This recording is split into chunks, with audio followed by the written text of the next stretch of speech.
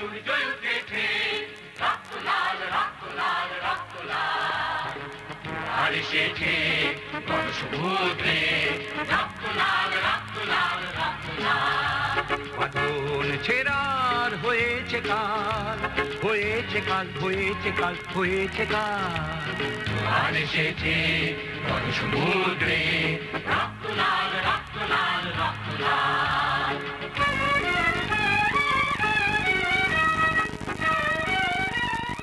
মুক্তিযুদ্ধ প্রতিদিন অনুষ্ঠানে আপনাদের সাদর আমন্ত্রণ। আজ 30শে আগস্ট, আজ আলতাফ মাহমুদ অন্তর্ধান দিবস। 1971 সালের 30শে আগস্টের অত্যন্ত প্রত্যুষে পাকিস্তান হানাদার বাহিনী স্বাধীনতার সুরস্রষ্টা, আমার ভাইয়ের রক্তে রাঙানো 21শে ফেব্রুয়ারি আমি কি ভুলিতে পারি, যেই গানটি গীত হচ্ছে গত প্রায় 50 বছর ধরে, এবং যে গানটি গীত হবে যতদিন বাঙালি জীবিত থাকবে, বাঙালি জাতি পৃথিবীতে থাকবে, ততদিন সেই গানটির সুরস্রষ্টা শহীদ আলতাফ মাহমুদের বাড়ি রাজারবাগের 370 নম্বর আউটার সার্কুলার রোড ঘেরাও করে ফেলে এবং আলতাফ মাহমুদ সহ আলতাফ মাহমুদের 5 জন শ্যালক, আলতাফ মাহমুদের বাসায় অবস্থানরত শিল্পী আবুল বারাক আলভি, যিনি নিজেও একজন মুক্তিযোদ্ধা, এবং আলতাফ মাহমুদের বাসার পাশে এবং উপরতলার অন্যান্য যারা ছিলেন তাদের অনেককেই গ্রেফতার করে নিয়ে যায়। তার বাড়িতে অস্ত্র থাকতো, তার বাড়িতে মুক্তিযোদ্ধাদের বৈঠক হতো, এবং সেটি একটি দুর্ঘটনার মধ্য দিয়ে প্রকাশিত হয়ে গেলে পাকিস্তান হানাদার বাহিনী আলতাফ মাহমুদের বাড়ি ঘেরাও করে এবং তাকে ধরে নিয়ে যায়। তার সাথে যাদেরকে ধরে নিয়ে যায় তাদের কথা বললাম, তাদের প্রায় সবাই ফেরত এসছেন, কিন্তু আলতাফ মাহমুদ কোনোদিন আর ফেরত আসেন এবং আলতাফ মাহমুদের দেহ খুঁজে পাওয়া যায়নি।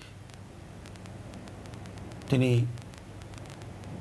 তার স্ত্রী অথবা তার আত্মীয়রা তাকে আর কখনো দেখতে পাননি। সেজন্য আমরা অন্তর্ধান দিবস বলি। আজকে আলতাফ মাহমুদের সেই বিদায়ের দৃশ্য, সেই করুণ দৃশ্য, সেই ট্র্যাজেডি, চলে যাওয়ার সময়টি কেমন ছিল তা জানবার জন্য আমন্ত্রণ জানিয়েছি।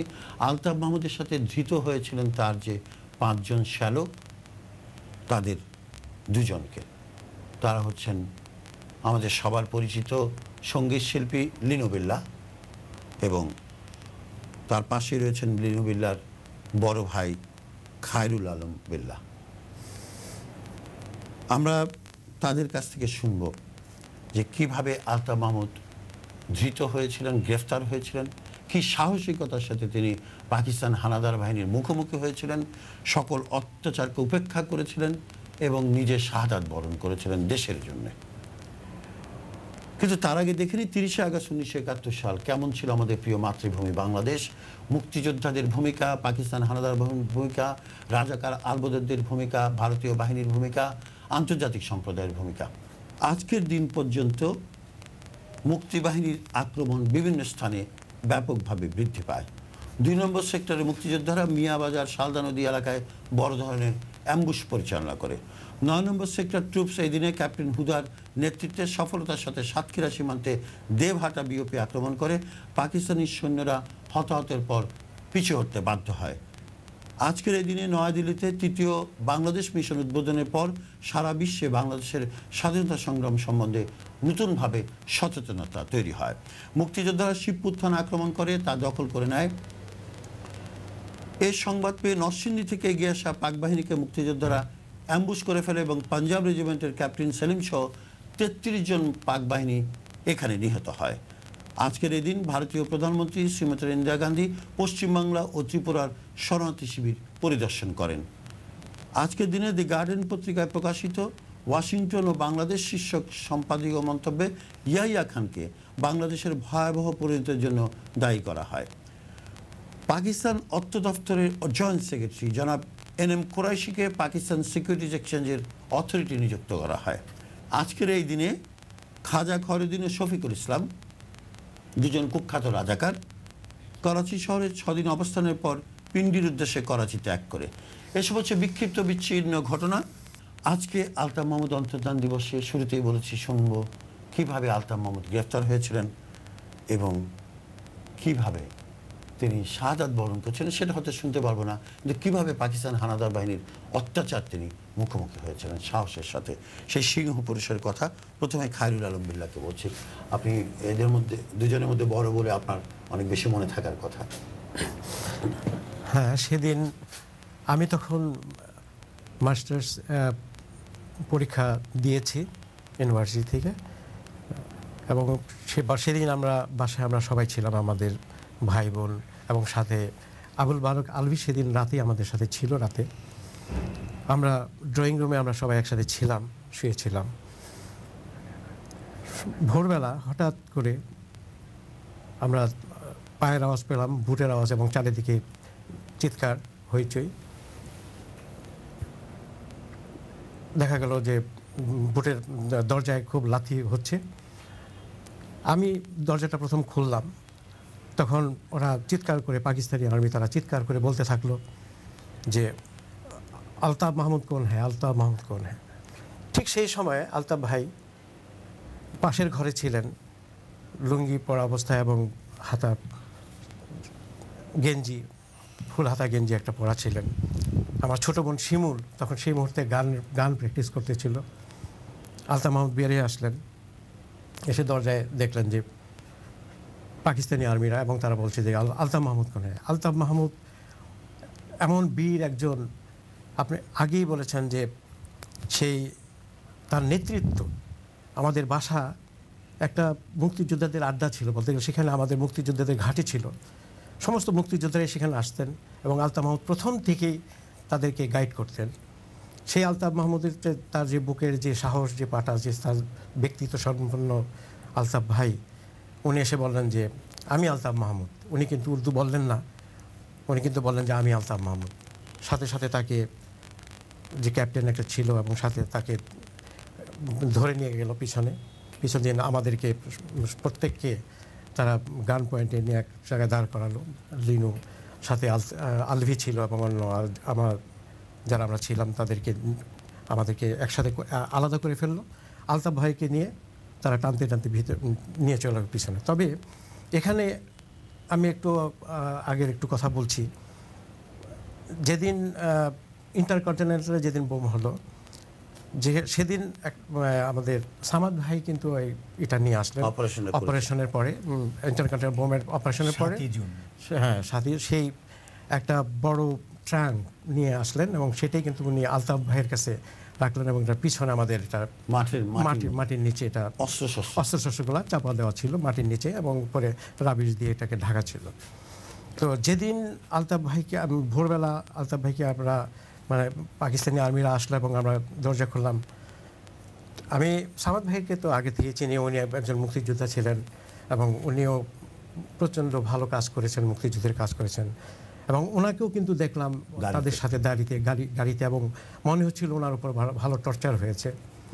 হ্যাঁ, উনি আইডেন্টিফাই করেছেন, এবং ওনাকে আমরা ওখানে দেখতে পেলাম, এবং সাথে সাথে আলতাফ ভাইকে মারতে মারতে তার সাথে নিয়ে পিছনে চলে গেল, যেখানে আমাদের সেই অস্ত্রশস্ত্রগুলো ছিল সেখানে চলে গেল, এবং তখন থেকে আলতাফ ভাইয়ের উপর প্রচণ্ড, মানে তারা। আচ্ছা, আমি এই প্রজেক্টে লিনুর কাছে জিজ্ঞেস করি, লিনু তখন তুমি কি করছিলে? তুমি কি ঘুমাচ্ছিলে? আমরা ঘুমিয়েছিলাম, আমরা 4 ভাই ঘুমিয়েছিলাম, এবং সাথে আলভি ছিল। আলভি 2 দিন আগে মেলাঘর থেকে আসছিল, তখন আমাদেরও যাওয়ার কথা ছিল, কিন্তু ওই পিরিয়ড, আমি শুরুতে একটু ভুল বলেছি, 5 ভাইয়ের মধ্যে মেজো ভাই যে মাহবিল্লাহ, উনি তো চলে গেছিলেন, হ্যাঁ চলে গেছিলেন মেলাঘরে অলরেডি। 4 ভাই ছিলেন, হ্যাঁ 4 ভাই ছিলেন। এখন সবচেয়ে থেকে হলো যে আলতাফ ভাই যখন ঘুম থেকে উঠালো, আমরা সব মানে হতভম্ব হয়ে গেলাম আর কি। আলতাফ ভাইকে নিয়ে চলে গেল বাড়ির পিছনে, যে জায়গাটায় মানে ট্রাঙ্ক ছিল আর কি, 100 পাউন্ড এক্সপ্লোসিভ অনেক। এবং আপনি হয়তো জেনে খুশি হবেন যে ওই সময়ে বিচিত্রার একটা সমীক্ষায় বলা হয়েছিল ঢাকা শহরের যে 6টি দুর্গ, দুর্গের মধ্যে আমাদের বাড়িতে ছিল একটি দুর্গ, স্বাধীনতার, হ্যাঁ, এবং ওই সমস্ত আর্মস অ্যান্ড অ্যামুনিশন আমরা আমাদের বাড়ি থেকে সাপ্লাই হতো আর কি। তো আলতাফ ভাইকে প্রচুর টর্চার করা হলো, এবং আলতাফ ভাইয়ের আমরা যখন আমাদের যে গান পয়েন্টকে খাড়া করিয়েছিল, দাঁড়া করিয়েছিল, আমরা 4 ভাই এবং আলভিকে, আলতাফ ভাইকে যখন গাড়িতে উঠালো তখন দেখলাম আলতাফ ভাইয়ের নাক দিয়ে অজস্র রক্ত ঝরছে, হ্যাঁ, এবং আমাদেরও সেই একই গাড়িতে উঠালো। তোমাকে ধরার পর কি সবাইকে মেরেছে? তখনই না, না, আমাদের তখন মানেনি। আলতাফ ভাইকে কিন্তু টর্চার একদম প্রথম থেকেই একদম, হ্যাঁ। তারপরে এখান থেকে ধরে নিয়ে যে কোথায় আমাদের নিয়ে গেল সেই এমপি হোস্টেল, যেটা এয়ারফোর্সের হেরেনবাড়ি ড্রাম ফ্যাক্টরি, যেটা আর কি, সেটা 3টা টর্চারিং বাড়ি ছিল আর কি। প্রথমটার মধ্যে আমাদের রাখা হলো, এবং আমাদের 17 কি 18 জন মুক্তিযোদ্ধাকে রাখা হলো, ইনক্লুডিং আলতাফ ভাই। সেখানে জুয়েল, বদি, বাকের, রুমি, জামি, হ্যাঁ, চুল্লু ভাই, সবাই, চুল্লু ভাই ছিলেন, সামাদও ছিলেন, তারপরে রুমির বাবা, হ্যাঁ, জামিও ছিল তখন। এবং তারপরে ঠিক সকাল 9টার থেকে পর্যায়ক্রমে আমাদের উপরে টর্চার শুরু হলো। এবং আমি এক ঝলক দেখলাম হাফিজ ভাইকে, যে আলতাফ ভাইয়ের অ্যাসিস্ট্যান্ট ছিলেন, হ্যাঁ, বেহালাবাদক। ওনাকে দেখলাম, ওনাকে আমি ঠিক চিনতে পারলাম না, খালি দেখলাম যে ওনার 2টা চোখ বেরিয়ে গেছে আর কি, এবং চোখ দিয়ে বের করে ফেলেছে টর্চার করে। এবং উনি খালি একটাই, উনি খুব ভালো উর্দু বলতেন, কারণ উনি করাচিতে ছিলেন তো আলতাফের সাথে। খালি বলছে আমাকে মাত মারো, গুলি মার দো, খালি এক বলতে আমাকে মেরে ফেলো, গুলি মার দো। মানে ওনাকে দেখিয়ে আমরা এই খুব ছোট একটা ঘরে কি রাখা হয়েছিল? এই ধরেন, হ্যাঁ, ছোট্ট একটা ঘর, 4 ফিট বাই 7 ফিট, হ্যাঁ, একটা বাথরুম, ছোট্ট একটা ল্যাট্রিনের মতন। ওখানে আমাদের প্রায় 21 জনের মতন আমাদেরকে রাখলো গাদাগাদি করে, এবং পালাক্রমে নিয়ে যে, এবং এমন টর্চার, মানে আলতাফ ভাই প্রত্যেককে আমাদের টর্চার করছে, কিন্তু আলতাফ ভাইকে তো প্রচণ্ড টর্চার করতে, এবং যে বললো যে হাফিজ ভাই, তার কথা আমরা ভুলে যাচ্ছি, কিন্তু এই কিভাবে যে উনি মানে জীবন দিয়েছেন, সেই যখন চোখ তার উঠিয়ে ফেললো। আমার ছোট ভাই দিনুর কোলে উনি যখন আবার আমাদের রুমে ধাক্কা দিয়ে তাকে ফেলে দিল, টর্চার করতো, এনে আবার ওই রুমের মধ্যে ধাক্কা দিয়ে ফেলে দিত। তখন সে দিনুর কোলে মাথা রেখে বললো যে দিনু ভাই তোমার এখানে একটু মাথা রাখি। তারপর এইভাবে উনি কথা বলেছেন। আলতাফ ভাই, আমি আবার বলবো যে আলতাফ ভাই আমার সাথে মাঝে মাঝে ওখানে কথা বলতেন, এত টর্চারের পরেও কিন্তু আলতাফ ভাই কিন্তু বলতেন, খনু, দেশ কিন্তু স্বাধীন হবে, এই কথাটা কিন্তু আলতাফ ভাই সবসময় বলতেন। এবং এটা উনিকে এই কথাও বলেছিলেন যে তোমরা কেউ কোনো কিছু স্বীকার করবে না, আমি বলবো। হ্যাঁ, আমি সেই কথায় আসছি। কিছুক্ষণ আগে তুমি বলছো যে আমাদেরকে ছাড়া পেয়ে চলে আসলাম, শুধু আলতাফ ভাই আসলো না, আমরা কেন আসতে পারলাম? আমরা শুধু আলতাফ মাহমুদের জন্য আসতে পারলাম। উনি যখন দেখলেন যে আমরা কেউ বাঁচবো না, সবাইকে আমাদেরকে মেরে ফেলবে, তখন উনি তার নিজের উপরে নিয়ে গেলেন। উনি নিজের জীবনটা দিয়ে উনি কি বলেছেন? উনি বললেন যে আমি রেখেছি ওদেরকে, কেন, হ্যাঁ, অস্ত্র আমি রেখেছি, ওদেরকে কেন ধরে নিয়ে আসছো, ওদেরকে ছেড়ে দাও, ওরা কিছু জানে না। আর আমাদেরকে আগে বলছে তোমাদের যতই টর্চার করুক, তোমরা শুধু বলবে তোমরা কিছু জানো না, এসব বাকিটা আমি যা বলার আমি বলবো। উনি কিন্তু এই কথা বললেন যে টর্চার আমি রেখেছি, আমাকেই করো, ওদেরকে ছেড়ে দাও, ওদের কোনো অন্যায় নেই। আমাদের সাথে কিন্তু আরও ছিল না, আমাদের পাশের বাসার আরও 11 জনের মতন আমরা ছিলাম। ওই যে আবু নাসের, এখন বখতিয়ার ভাই, হ্যাঁ, বখতিয়ার আবু নাসের ভাই, ওনারাও ছিলেন। তো ওনাদেরকেও কিন্তু ছেড়ে দেওয়া হয় আমাদের একদিন আগে। তাদের সব দায়িত্ব কিন্তু আলতাফ মাহমুদ, সবার দায়িত্ব কিন্তু আলতাফ মাহমুদ নিয়েছেন। উনি যে নেতা ছিলেন, উনি যে একজন মানে মুক্তিযুদ্ধের যে একজন রূপকার ছিলেন, শেষ পর্যন্ত উনি কিন্তু সেই চেষ্টা করে গেছেন। কিন্তু যা হোক, আলতাফ মাহমুদ বেঁচে আছে আমাদের মুক্তিযুদ্ধের ইতিহাসে, আলতাফ মাহমুদ বেঁচে আছে আমাদের জাতীয় ইতিহাসে। আপনাদের দুজনকে ধন্যবাদ। প্রিয় দর্শক, আপনারা শুনলেন আলতাফ মাহমুদের অন্তর্ধানের কথা, কিভাবে তিনি গ্রেফতার হয়েছিলেন, কিভাবে তিনি বীরের মতো সাহসের সাথে পাকিস্তান হানাদার বাহিনীর মুখোমুখি দাঁড়িয়েছিলেন, এবং শেষ হামাগুড়ি দিয়ে তিনি হাঁটছিলেন, কিন্তু নতজানু হননি। তিনি চলাফেরা করতে পারতেন না, হাফিজ ভাইয়ের চোখ উপড়ে ফেলেছিল,